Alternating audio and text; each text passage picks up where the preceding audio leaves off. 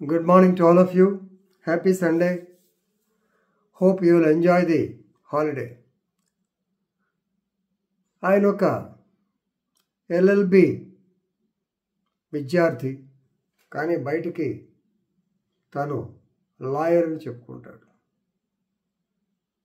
అతను ఈ మధ్యకాలంలో సెల్ ఫోన్లు దొంగతనం కేసులో, అంటే దొంగ ఫోన్లను విక్రయించే సందర్భంగా అరెస్ట్ అయ్యాడు. ఇది ఈరోజు వీడియో యొక్క సారాంశం. Legal profession is a noble profession. అటువంటి దానికి మచ్చ తెచ్చేటువంటి ఎటువంటి పనులు చేయవద్దని చెప్పడానికే ఈ వీడియో చేస్తున్నాను.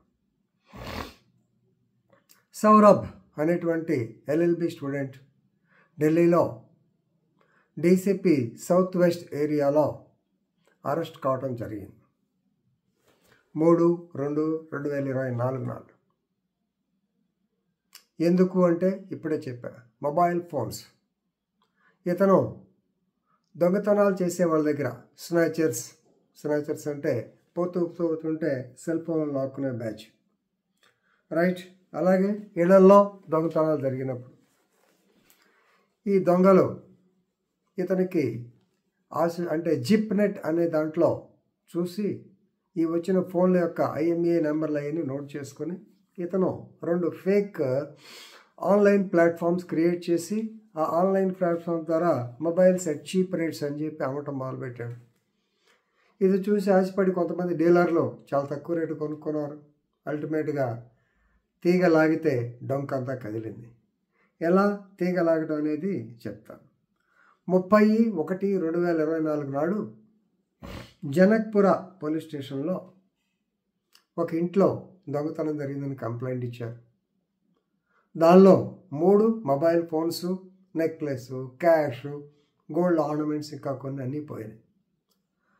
రిపోర్ట్ ఇచ్చినప్పుడు వాళ్ళ దగ్గర బిల్ ఉంది.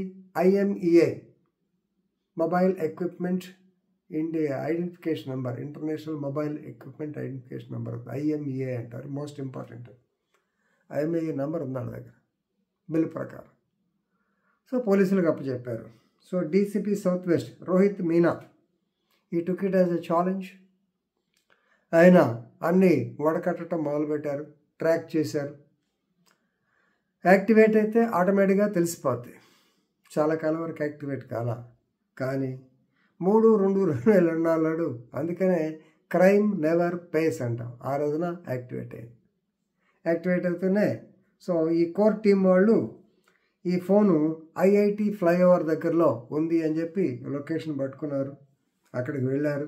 అక్కడికి వెళ్ళిన తర్వాత రోజ్ ఆలీ అనే అతని దగ్గర ఈ ఫోన్ ఉంది. వాడిని అరెస్ట్ చేయడం జరిగింది. ఆ ఫోన్ అరెస్ట్ చేశారు.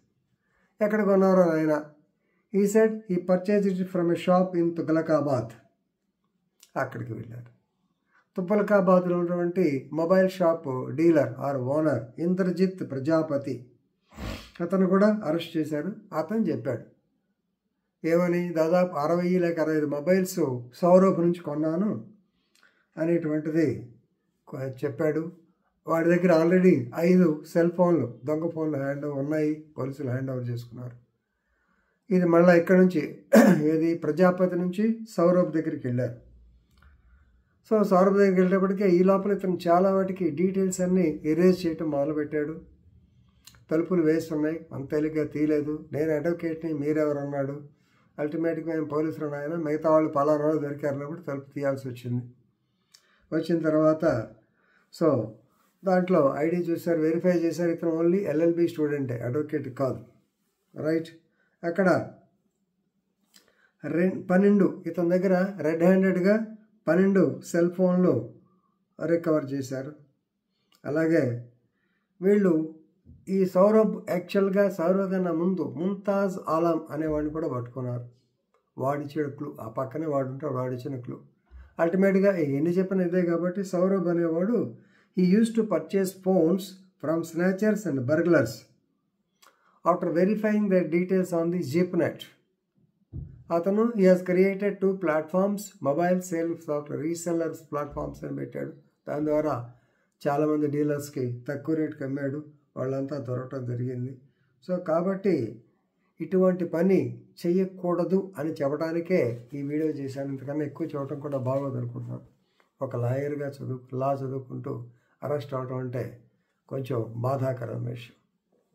ఎవరు ఇలాంటి పనులు చేయకూడదని కోరుకుంటూ వీడియో ముగిస్తున్నాను. ధన్యవాదాలు.